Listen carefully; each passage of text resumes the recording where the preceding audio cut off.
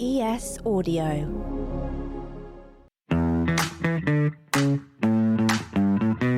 The Evening Standard Rugby Podcast with Lawrence Dallaglio.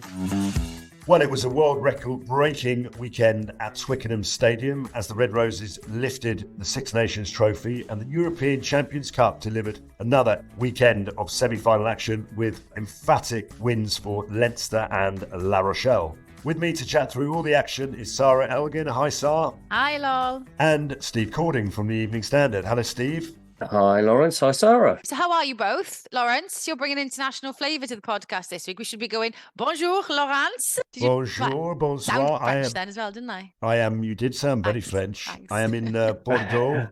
You sound very Welsh when you say that. Mange tout, bonne la douche, bonne la douche. Do you know what? It was a fantastic weekend here in Bordeaux. I mean, I don't think anyone was left in La Rochelle. It's 2 hours away, and there was, 55,000, of which maybe 500 were Exeter fans. Great occasion. Reminded me of a semi-final I played in Lansdowne Road, where I walked out and there was 55,000 Munster fans. They are just the most tribal group of fans you've ever seen, and great for rugby. One of the great weekends, I think. Really, really enjoyed it. And obviously, whilst the rest of my television crew decided to go home, I thought I'd better stay around and enjoy the spoils of Bordeaux, as it will be a World Cup venue in a few months' time. In true Lawrence Dallaglio form, he stays on when everyone else has gone home. Do you know what, Sarah, my flight was cancelled. What can you do? My flight was cancelled. Let's blame the airline. And if I'm honest with you, I don't do Stansted, all right? So I'm...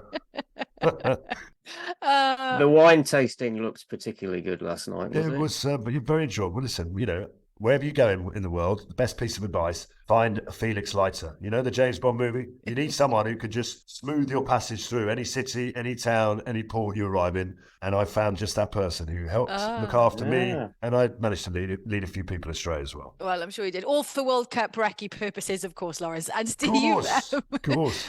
And Steve, I spotted on your Instagram, you've been hanging out outside the gates of Buckingham Palace. Yeah, I was stalking the king. That invitation for next week's not in the post, but no, we thought we'd take the kids down just to have a look around, because it's going to be a pretty historic weekend coming up. And they'd never actually been down. I'd actually never been that close and looked through the gates before. No, so it was all a new experience, and they thoroughly enjoyed it. So yeah, it was good. But what about you? You're obviously preparing there for a birthday party. Well, yes, it's our son's birthday today, 14 today. So we were blowing up helium balloons at 5 to 1 this morning. Yeah, and decorating a little bit. Not inhaling them, blowing them up. Yeah, no, blowing them up. Yes, it's pretty though, isn't it? Yeah, what's happy? I'm trying to work that out. Pembroke Happis. Is that? Yeah, Pembroke Happis. I had to look at. We've had this since he was about 6. This particular banner, so I couldn't remember if it said Happy Birthday Pembroke Happis. But basically, Pembroke Happis is like Happy Birthday in Welsh. Is that Happy Birthday in Welsh or Happy Birthday after you've had a few glasses of wine? I mean, what's No, it's Happy Birthday in Welsh, Lawrence. Yes. Anyway, Let's talk about rugby, shall we? And I guess today just celebrated winning a Six Nations title, 5 of which have been Grand Slams, adding to an incredible total of, wait for it, 77 wins in the 86 test matches he's overseen as head coach of England's Red Roses. He's just stepped down from the role he's held since 2015. It's Simon Middleton. Hi, Simon. How are you? I'm good, Sarah. Thank you very much. Good. The big question is, before we get on to all the rugby stuff, what have you been doing since Saturday? I presume, firstly, there have been some celebrations, and secondly, I presume there's a hangover in there somewhere. Yeah, that's pretty much sums it up. Yeah, we had the family came down to London, so it was great. We managed to celebrate after the game with them, which was pretty special. And then all the team went back to a local pub just near the Lensbury where we were staying, and we had a good party there. And then came back up yesterday, and then I just went out again with a couple of close friends yesterday. Just had a quiet drink yesterday afternoon. So yeah, recovering this morning. Nice. Brilliant. Simon, listen, it's absolutely brilliant to have you on the show. Sarah's just said there, what you've achieved as head coach of the Red Roses is phenomenal. She mentioned the Six Nations titles, but obviously you've led the women's team to 2 World Cups. And obviously you had that incredible 30-match winning run as well, run up to that World Cup final in New Zealand. It's pretty clear from all the tributes that have come in over the past few days, weeks, etc., what you and your group of coaches have contributed to the success of the women's game. But I guess from our perspective and for our listeners, it's just wanting to understand, why have you decided to step down now with all of that growth and success still obviously there? And have you had a chance, and I guess you haven't really, but have you had a chance to sort of reflect on what you've achieved, which is pretty phenomenal? Appreciate that, Paul. To be honest, I think it was one of them where I just got to the point, particularly when we came back from the World Cup, I reflected on not getting our hands on the trophy twice. And I just thought, with what was coming up with a home World Cup, was it time for somebody else to sort of try and take the game on a little bit further than I've been able to in terms of, the World Cup? And I want to give myself a bit of time to reflect on it, obviously. And what I did find was that I usually get pretty motivated again quite quickly, and I was struggling for motivation a little bit, to be honest. And that sort of told me everything that I needed. And I think it was a case of the Roses needed a new voice, I thought, and somebody else at the helm, and I needed a new challenge. And it was pretty much as simple as that, to be honest. I thought it through, talked it through with the family and everything. And I just decided, you should never be afraid of change. And I think it was time for a change for us all. And, and to be honest, it comes to a point where you've got to make a decision and for the good of everybody and everything. And I made it. And as soon as I made it, I felt far better for it, which told me that it was the right decision. You've coached, obviously, in the men's game before, but you've been with the women now for the best part of 9 years. I mean, what are the main differences, would you say, between coaching men and women? And what is it that motivated you to stay for so long with the women for that period of time? To be honest, coaching England wasn't about coaching the men or the women. If you get an opportunity to coach for your country, same as you do play for your country, you take it, because you may never come in again. And it also gave me an opportunity to work within. I'd worked in good environments, but tough environments. I'd spent a lot of time at Leeds, which is a really tough environment. And I thought, well, if I go into this environment, I could see the potential in it and how you could shape it, hopefully. So initially, it was very much just an opportunity to coach England. But once you get in and you start to work with the players and you start to know the characters that are in there, that's why I stayed so long, because I absolutely loved doing it. I loved working with the girls day in, day out. I love working with the staff. The people at the RFU are fantastic.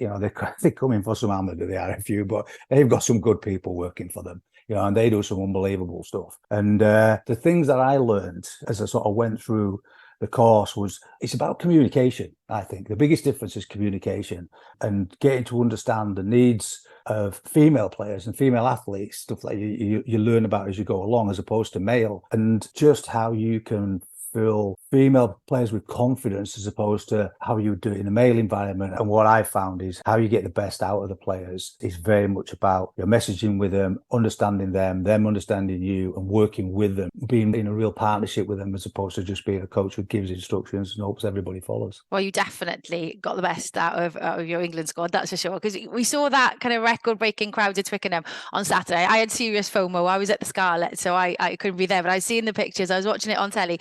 Just kind of give us an idea, Simon, of what Saturday was like for you and the players, seeing that, not lifting the title now, because I'm sure that was incredible, but just seeing that and experiencing that at the home of English rugby. To be honest, that was above winning the title. Was after anything. It was so incredible. And it started so early for us when we took the wrong turning out of the Lensbury and went through the middle of Twickenham. Easily done. Which was absolutely, well, the bus driver was like following the route that he'd taken us to the stadium the day before. And the team manager, I was sat with Harriet, the team manager, and after about 5 minutes, she says, "Excuse me, which way are you taking us here?" And he was like, "Well, same way as we went yesterday." And she's like, no, you can't do that. Too late. We're in the middle of Twickenham, and everybody came out, and there was thousands of fans, and they all came streaming out of the patch, and they were lining the roads, past the station and everything. And to be honest, it was one of those, maybe things happen for a reason, because the players needed to see that, because they've never seen that before. And when we got to the stadium, the fans, thousands of fans, and it was just absolutely incredible. And getting off the bus and walking through the fans, and you've seen the guys do it 100 times, and for the girls to experience that was just incredible. And then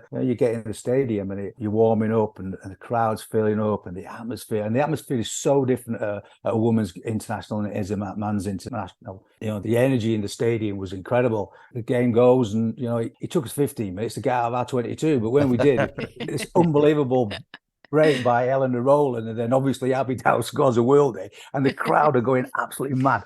And from then on, the whole atmosphere was just fantastic. And you saw a testimony at the end as well when it all finished. Like, nobody left the stadium until the players had got the trophy, and nobody was going back into the corporate or stuff like that, or leaving to catch a train. It was just everything you hoped that the game could get to. Did you shed a few tears? Because we know you're emotional. That press conference with Sarah Hunter was beautiful, by the way. I loved that. But did you shed a few tears? I'll be honest. I've done a few in private. Okay. Yeah, and I'm going back down to Twickenham tomorrow, and I'm going to catch up with people and say a few goodbyes. And I think there might be a few this week. Well, I think, Simon, as you know, the way that game finished is probably testament to everything that you and your staff have achieved. A lot of us here believe that should have happened a long time ago. We should have been able to fill Twickenham a lot earlier, and obviously it's happened now. It would have been a bit of an anticlimax if the French had gone on and scored the winning try, wouldn't it? And I'm not sure we'd be talking about you stepping down, because you can't lose your last game in charge, that's for sure. What was it, 33-0 at half time? Yeah. And I've been in games like that where the referee suddenly, the momentum shifts. They think, I've got to even it up a tiny bit, even though they're not thinking that. That's what happens. And then suddenly France are scoring for fun. What were you thinking in the last few minutes? Well, I was thinking what a half-time team talk that must have been to inspire them like I did. No, to be honest, you're spot on. It's that bit. You can't lose momentum in a game against a good side, and that's the whole essence of not taking your foot off the throat, because that's what happens. And by the way, Amy, who ref the game, is the best ref in the world, women's ref. She was absolutely brilliant on the day. But France just, they got the momentum. We got nervous. We stopped going forward in defence. We started sliding off tackles. We let them pressure us. And they've got unbelievable players who are going to hurt you if you do that. And I said to Deeks, just before the second half kicked off, we're like, right, we need to make sure we score next, because we don't want a momentum shift. They scored immediately, or almost immediately. And then we sort of get one back, and you sort of feeling a little bit confident. But then they got on that roll, and with about 5 minutes to go, I said to Diggs, they're going to score again here. We have got to defend as hard as we can for a couple of minutes to make sure there's no time to restart the game. Because if they restart the game, anything could happen. Sure enough, they scored again, but time ran out. And to be honest, for the good of the game, I mean, the whole game, wider game, as painful as it was to watch, and anxious as we were watching it, it was more of a true reflection of what the game was about, because France dominated a lot of that game. If we'd have gone on and won 40 odd points to 10 or something like that, A, it wouldn't have been a fair reflection, and B, it wouldn't have done the game any good. So I thought, it was a brilliant advertisement for what England-France games have been about for the last sort of 2 or 3 years. And the women's game is going from strength to strength, Simon, of course, and there is always room for more investment. But I'm just wondering, are there any changes you'd like to see made, either, I suppose, in the laws of the game, because there is chat, isn't there, about distance for kicking, conversion, etc. at the moment, or maybe how the game is played and promoted in order to attract an even bigger audience? There's always chat, isn't there? Yeah, absolutely. It's funny, the goal kicking thing. I got asked about that. It just got me thinking, because I've been absolutely interrogated about goal kicking for the last 5-6 years in particular. So Skaz misses 10 in one game in the World Cup in 2017, and they're asking the same questions. Everyone from the touchline until she scored under the sticks herself to make things easy. And then I'm getting asked the same questions again in 2022. And then I'm getting asked the same questions in the Six Nations. Something's not quite right, is it? So you make a suggestion, don't you? Yeah. Put the cat amongst the pigeons. To be honest, I think in terms of moving the game forward now, it doesn't. I think it's in a really good place in terms of the laws of the game and how it's played, and certainly in terms of the welfare of the players, which is hugely important. I think we've just got to seize on moments like this from this weekend. We've seen record-breaking crowds across all the Six Nations games this year, so things are moving in the right direction. And I think there's obviously, like most things in society these days, there's a real lack of patience. So everybody wants everything now, and it's understandable. But the game's growing at a massively quick rate that will be relative to how much investment goes into it. So England are investing strongly into their game over the last few years. France have as well. New Zealand are just doing that now. But you can see the other nations getting behind it now. It's down to them, really, how they invest. And because that will drive it, and invest right across the game, not just in terms of contracts for players, but support mechanisms, how they market games, how they promote games, the whole picture. But days like that, they can only serve to enhance that and drive that forward. So we are moving in the right direction. Is WXV a good idea? Yeah, definitely. One of the biggest issues has been, and particularly really underpinned by COVID as well, was that we only ended up playing European teams. So you get a lot of the same fixtures. So the more we can get some of the hemisphere, northern hemisphere sides matching up against each other, the better. And, and hopefully that'll help to grow some of the tier 2 and tier 3 sides and close that gap there. Because it's not just about closing the gap between England and France and New Zealand and the rest. You need to close a gap further down as well, so you get really competitive games when everybody's playing.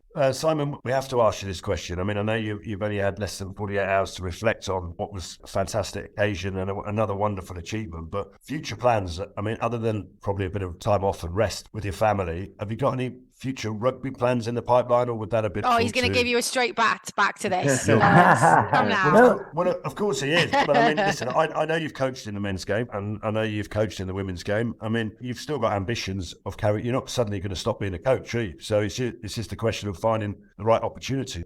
Yeah, no, to be honest, I've got some stuff in the pipeline already. I'll keep it under wraps for now because, it's, as I say, it's a work in progress. But give us a clue.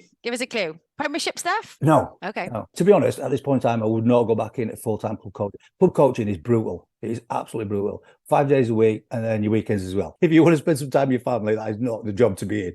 So for that now, no, to be honest, I want to go a little bit further down and I want to see if I can affect the game from further down, because I don't think I can do much more from the top. But if I can come down and I can support some of the tier 2, tier 3 nations, do some work with rural rugby to link up and try and drive it from the bottom up and close the gap, I'm going to have a crack at that. But I'm keeping a really open mind. I always have. I've never planned too far ahead. You're almost out the door at the RFU, so I think you can probably answer these two. But who do you think should get your job as head coach? And also, the contracts, you touched on it before, they're up for negotiation. Should the girls be getting paid more than the current 35 grand a year that they're on? Well, as you say, I'm nearly out the door, but I ain't out of it yet. So I'm not going to ask. Not quite there. Well, Simon, are you involved in the succession planning? I mean, Connor obviously is in overall charge of the RFU, but your intellectual property of what's required to do that job is second to none. So it would be crazy and almost blind not to have you involved in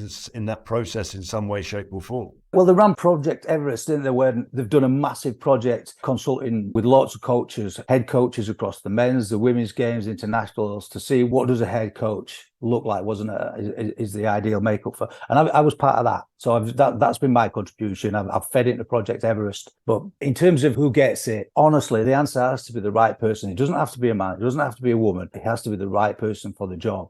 Well, Simon, you might think that your time on a rugby pitch is over for the time being, at least, but we've got one more rugby challenge for you, and that's to be tackled by Lawrence. Honestly, there's nothing to worry about. I can't tackle anywhere near like I used to, so there we are. Tackled.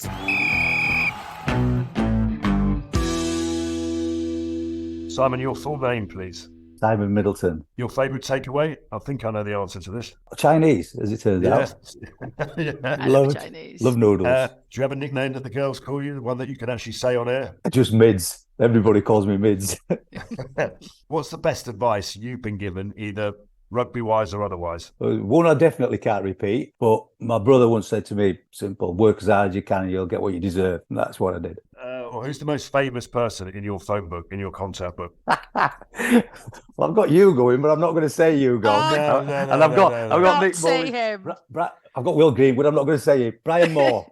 Brian Moore. There we go. Yeah. Brilliant. Who would play you in a film about your life? Sean Bean, because he's the only one with the Yorkshire accent, and Paul Newman, because he's got grey hair.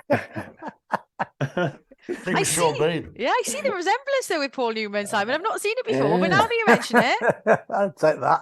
Now, Simon, who's the funniest person in the squad, or who's the funniest person you know? Playing point of view, Botman, she's absolutely nuts. Coaching point of view or staff point of view, Scotty Beeman, hilarious. Is he really? Oh, my God.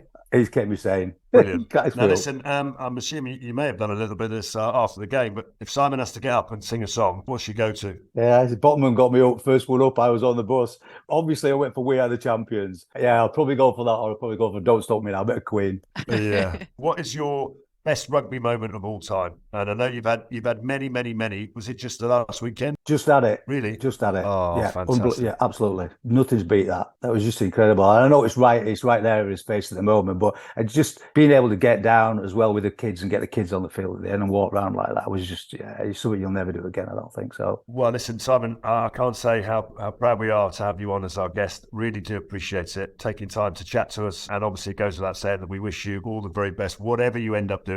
congratulations on everything you've achieved on behalf of all Red Roses fans and all rugby fans, actually, full stop. So really appreciate that. No, mate, that's brilliant. Thank you. That means so much.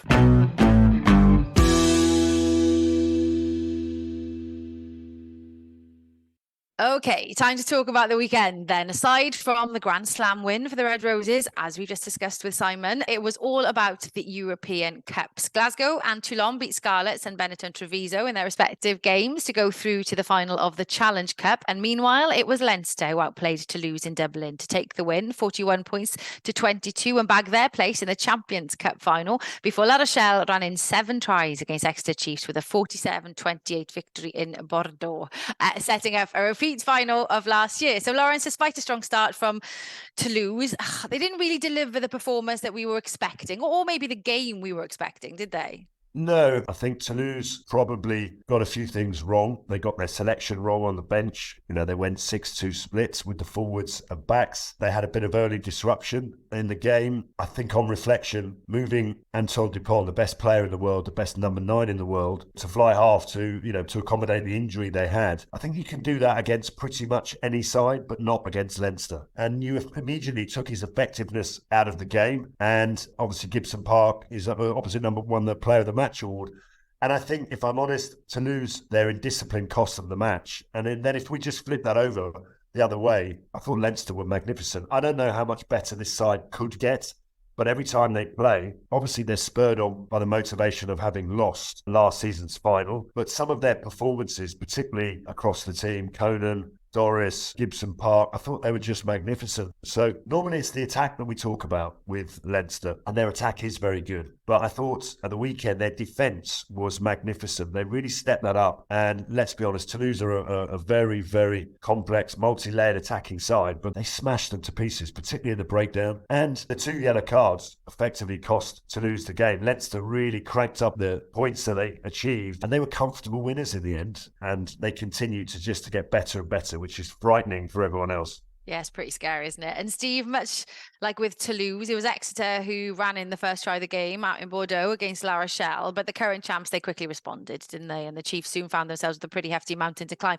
They just couldn't seem to get themselves back into the game until it was too late. But that was, I don't know, that was partly down to the French physicality, their offload game, just finding that space on the edges. It's just an all-court game that they have, isn't it? It is unbelievable. I mean, and I think what a final we've got to look forward to now. I mean, on Exeter, I mean, when Sam Simmons scored that try at the beginning, I only thought, could they?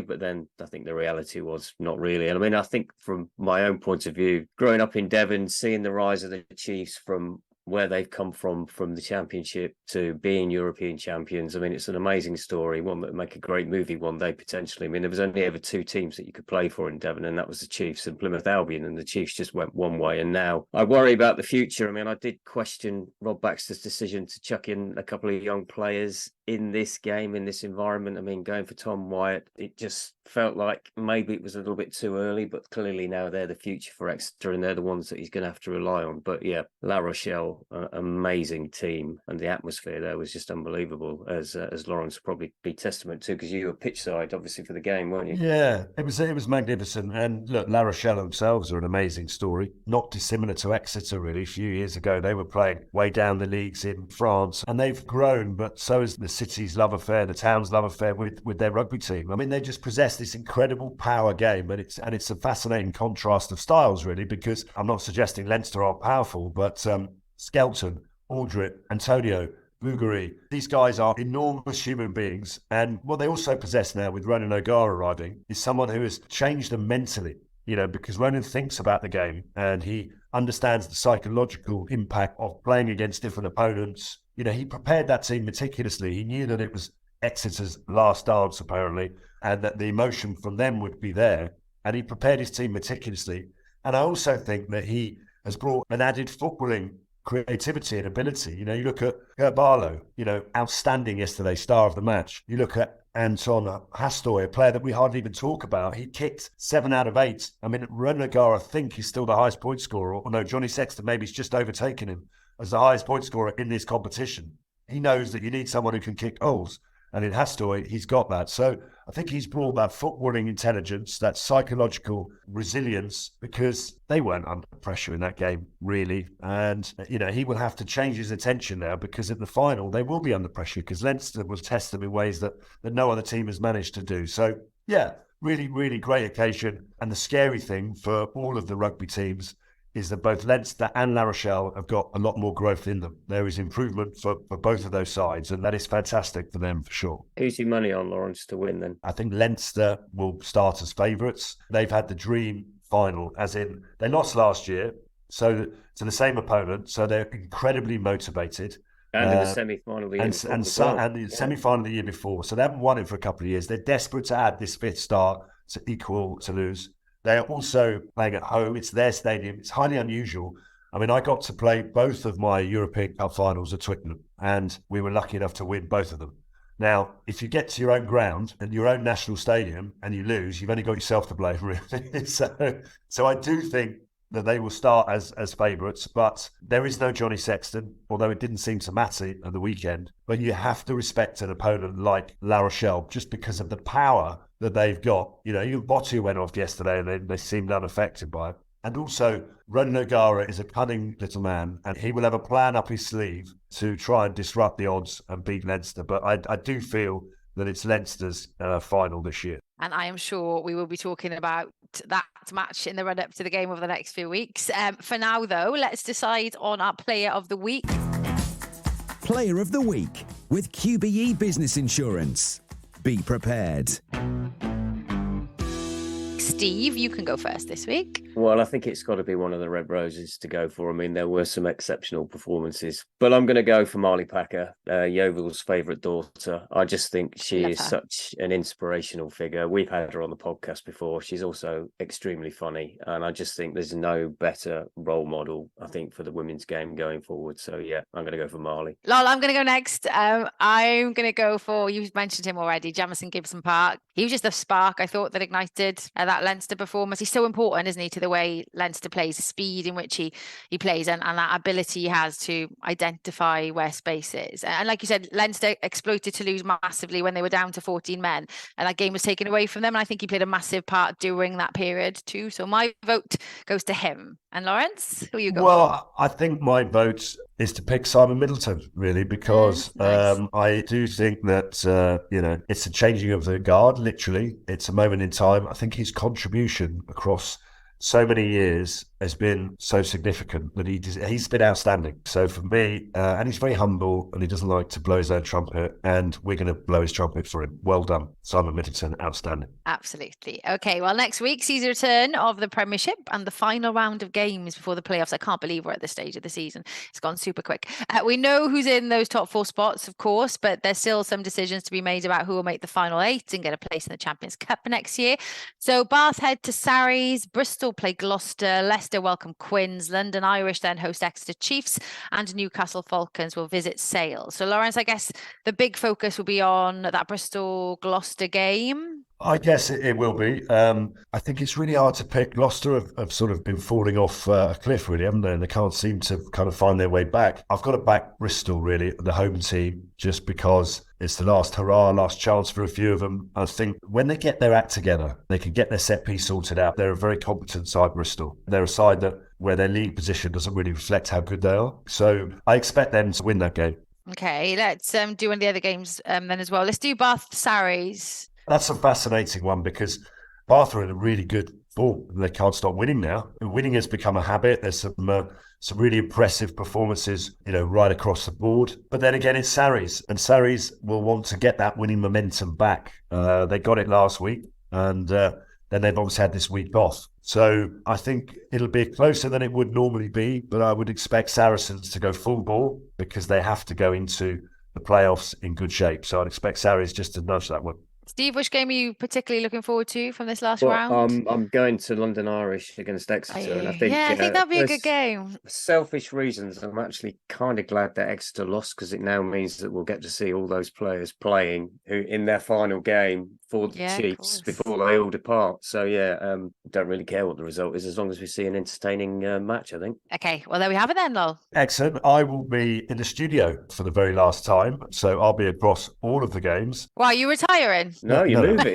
No. I know we're moving, Steve. The way Lol says, like, I'll be there for the very last time. She's trying to get rid of me, mate, honestly. She's trying to see me off. Sarah, what about you? I am in Bristol next weekend. So I've been quite close to home, actually, for 2 weekends. Scarlet's this week and Bristol next week. I've been spoilt over the last fortnight. But yeah, I just can't believe that we've got to this stage of the season already. It's mad. And there's still no sun. That's ridiculous. I was wearing sandals this time last year. Okay. Convinced of it. Now, since the last pod, how many holidays have you booked? I actually booked holiday, yeah. I don't believe that. Now, listen, we will be back in a week's time with another special guest and a special review of the last weekend of fixtures in the Gallagher Premiership. So my thanks to Sarah and my thanks to Steve and my thanks to all of you for listening, and goodbye. The Evening Standard Rugby Podcast with Lawrence Dallaglio.